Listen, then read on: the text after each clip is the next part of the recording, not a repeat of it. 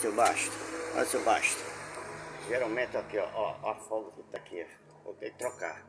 Mas aqui o barulho maior não é só daqui desse eixo, não. Esse aqui, esse que eu tô apontando aqui é o mecanismo. Mas o barulho maior é desse carinha aqui, ó.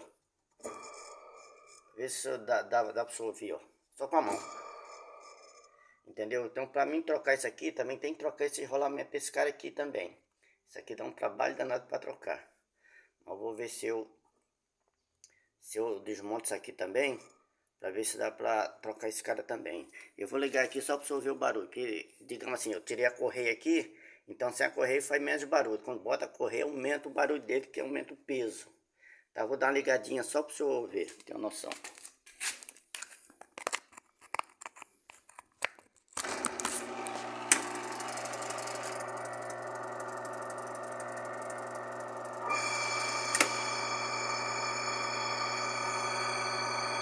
Então esse barulho é sem estar com a correia, sem o peso. Quando aumenta o peso, então aumenta o barulho.